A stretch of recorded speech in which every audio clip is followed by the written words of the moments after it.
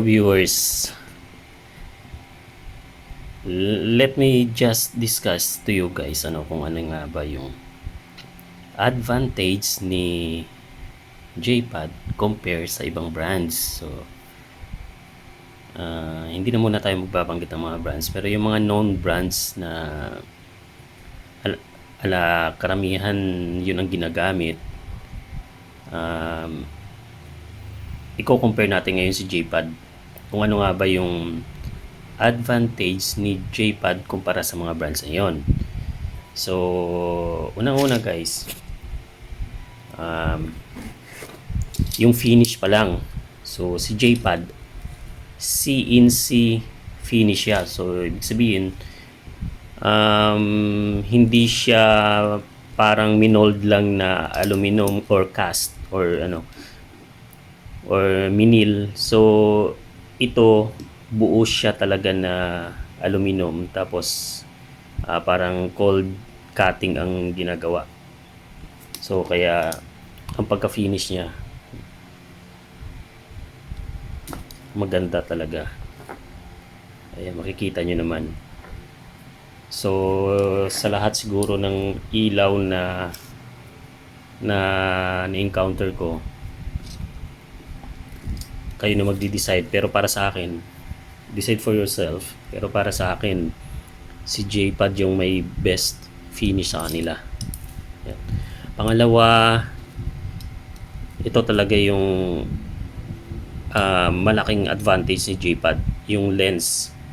So itong lens na to is tempered glass. So makapal na glass yan guys.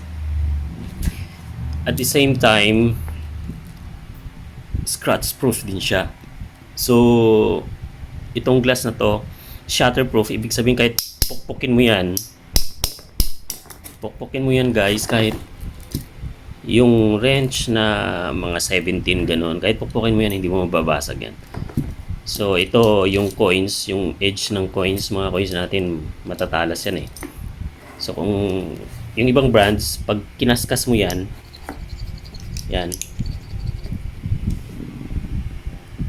magagasgasan yan guys. So ayan, yung wag ko makikita nyo. Ayan.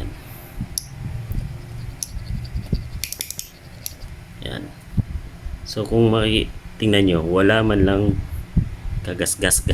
O diba? Pero yung ibang brands, lahat ng brands ng ibang ilaw, ang gamit nila is polycarbonate or parang basta plastic siya. So kapag ka plastic yung lens, maliban sa madaling ma-scratch, madaling mabasag pag natamaan lang yun ng bato, basag siya kaagad, or kahit nga lang minsan sa mga basahan lang pagka kinarwash yung makikita mo nagkakaroon ng marks ng scratches eh.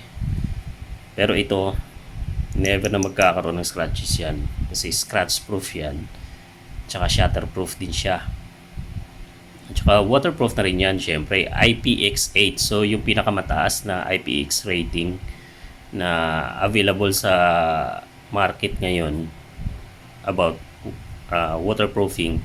So nasa highest IPX rating tayo, IPX8. Ayan. Ito naman itong model nga pala nating pinapakita ngayon. Ito yung J3B. Okay. So 3 LED siya. Wala na akong sample ngayon. Meron tayong 4, merong 5. Meron pa yung isa. So ito pa yung advantage ni J-Pad kumpara sa iba. So mostly yung iba kasi ang gamit nilang lens is isang projection lang or dalawang projection lang. So meron silang flood, meron silang spot, or mostly flood lang. So pagbukas mo ng ilaw,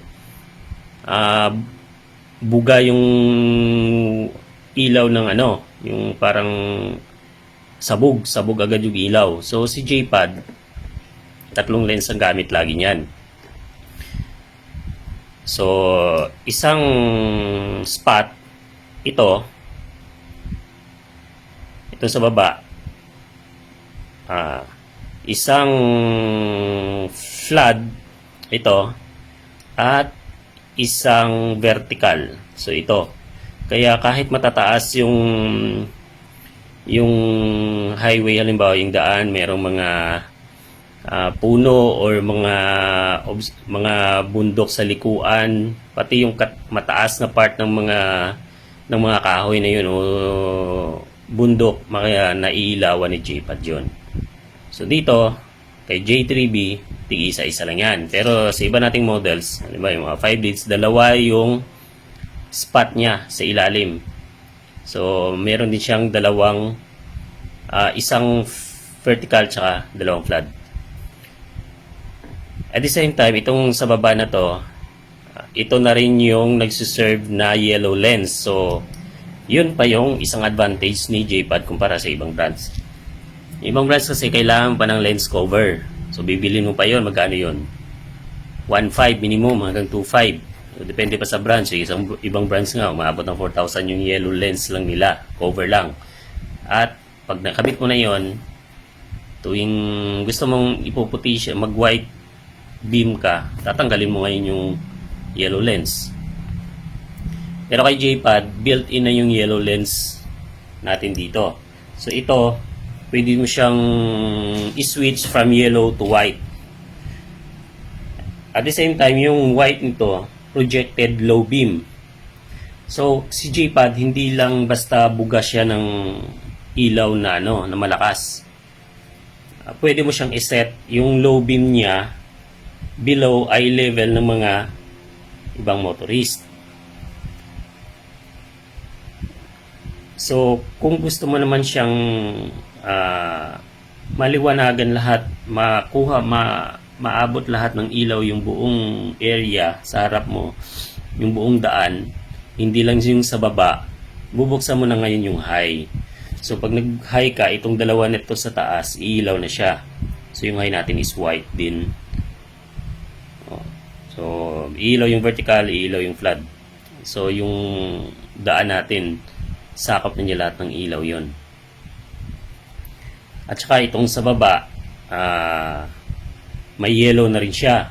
Gaya ng sabi ko kanina, pwede mo siyang switch ng yellow na hindi mo na kailangan ng lens cover. So, yung yellow natin is flat lang yon. So, buga lang siya, wala siyang low or basta isang projection lang.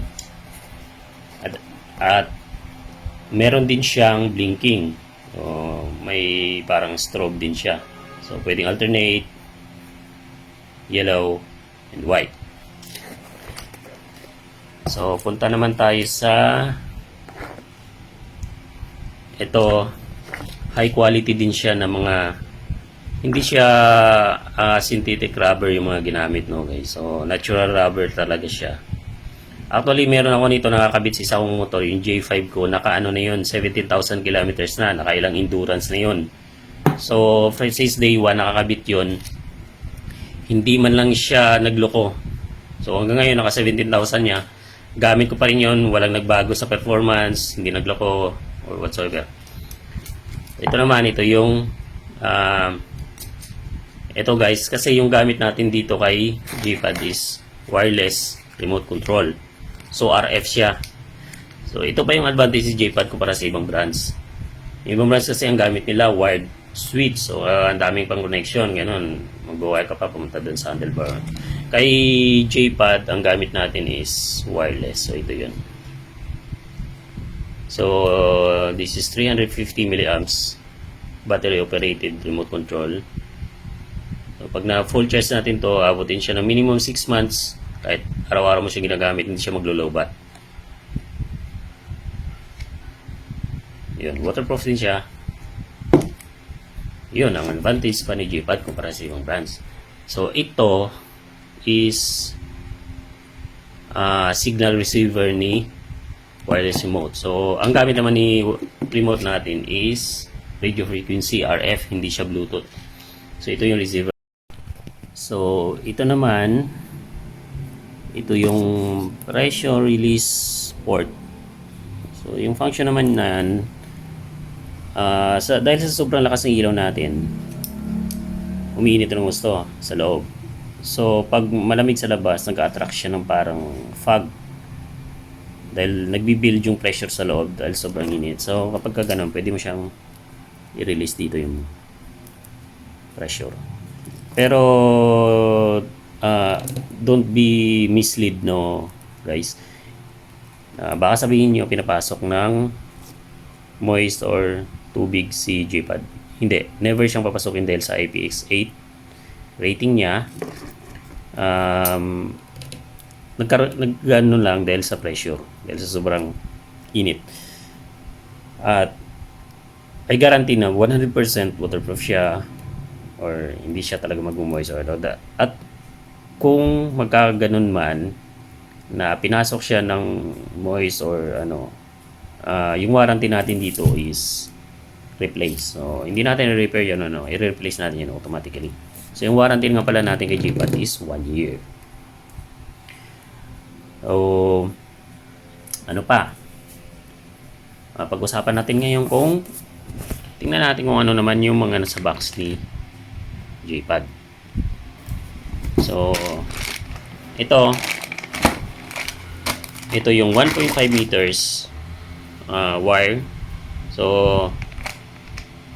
mula dito kay module papunta sa ilaw. So, ibig sabihin kahit gaano man kalaki yung motor mo, aabutin pa rin ng wire natin 1.5 meters from this device under the seat to your mounted headlight J-Pad kung saan mo siya minaw. Ano pa? Ito pa, guys. So, yung iba walang kasamang ganito, mostly walang kasamang ganyan. So, bibili mo pa yan or mag-i-improvise ka ngayon ng goma, gugupit ka para lang magkaroon ng sapin itong mga clubs mo para hindi magasgasan yung handlebar, yung crash guard mo. Alam naman natin, pag nagasgasan na yun, tanggal ang paint, magkakakalawang at hindi mo siya pwedeng hipitan ng maayos kapag wala siyang ganun, sapin. So, ito made plastic, hindi siya rubber. So, kung rubber naman, yung in-improvise lang, napupunit yun. Pag napunit, wala, luluwag na rin yung ilaw mo. So, ito, kompleto na rin siya sa mga clamps. Ayan. So, iba, bibili mo rin yan. At, yung ginagamit na bolts ni J-Pad is special. So, hindi siya ordinary bolts na pwedeng tanggalin kaagad or nakawin gamit yung mga ordinary Allen key, Allen tools. So kung mapapansin nyo yan, parang siyang may nakausli na ano, yan o. Kaya ang gamit ni J-Pad na tools is special din actually, designed for that kind of bolts. So kung mapapansin nyo yan, may butas siya kasi usually yung mga Allen key flat lang yan, diba? Para sumalpak siya doon sa nakausli na part. Kaya kung ang gagamitin mo lang, wala ka namang special tool na ganito, ordinary Allen key lang, hindi mo matatanggal yung bolts na yun, meaning hindi mananakaw si J-Pad. Ano pa, meron siyang ito, kasama ng thread lock. So ito, ilalagay mo to sa thread bago mo higpitan to make sure na hindi na siya luluwag, naka-lock na siya. Kasi pag wala siyang ganito, usually ilang gamit mo pa lang ng motor mo, weeks or ano, mapapansin mo lumuluwag na yung bolts. So kailangan mo siyang higpitan lagi. At pagka hindi mo pa napansin, may chance na malalag lang yung ilaw mo, di ba? Sayang naman. Diba? Ang mahal ng ilaw mo, laglag. Diba? Ito, may kasama na rin siyang tie. Ito. So, yung mga ganyang details kasi guys, no? J-Pad, make sure na wala ka nang bibilhin, wala ka nang problemahin once na bumili ka ng ilaw ni J-Pad. So, nandito na lahat. Kasama na. I-install mo na lang. Diba? Ito, Ito naman yung mounting ng wireless remote switch natin nito. So may option ka, pwede mo siyang i-mount sa side mirror or doon mismo sa handlebar ito. So yun lang. Nakalimutan nga pala guys, itong switch natin is rechargeable, type C. So huwag kayong mag-alala na mag-low bat o ano, baka bigla na lang hindi gumana o ano. 350 milliamps ito. Meaning, kahit araw-araw mo siyang gagamitin, for 6 months minimum, hindi mo malulubat yung remote na to. At if ever man na masira ito, madali lang palitan.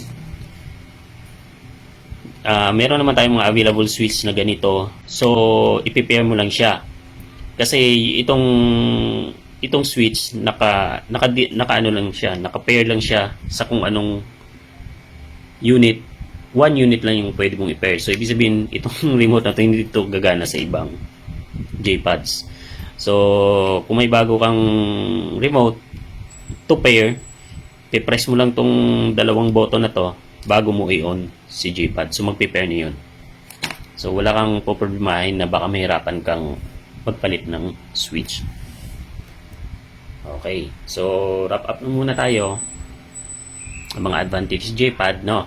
So, yung lens, tempered glass, waterproof, scratch-proof, shatterproof. So, naka-wireless remote, CNC shell, natural rubber ang gamit. So, hindi siya nag-deteriorate sa katagalan. Kasi yung iba, guys, pag synthetic rubber ang ginamit, nag-deteriorate yan sa katagalan. So, kompleto na siya sa mga mountings, special bolts, at ito nga pala, nakalimutan ko. Ito yung controller, so module ni J-pad. So, meron na rin siyang ano to, yung tawag dito, fuse. Okay. So, yun. Ang gamit ni J-pad nga pala guys, tatlong wire lang. So, kasi nga, wala na tayong papunta sa switch. So, tatlong wire lang yan. Isang red, black, at isa pang red ito. So, itong red na to na isa, papunta to sa positive ng battery. Ito sa negative. At ito, papunta lang sa ACC. Na gagana lang si J-pad, magkakaroon lang ng supply pag in-on mo na yung switch. To make sure na hindi mo maiiwan na naka-on yung ilaw mo every time na papatay mo yung motor mo. So, okay, so yun lang guys for now.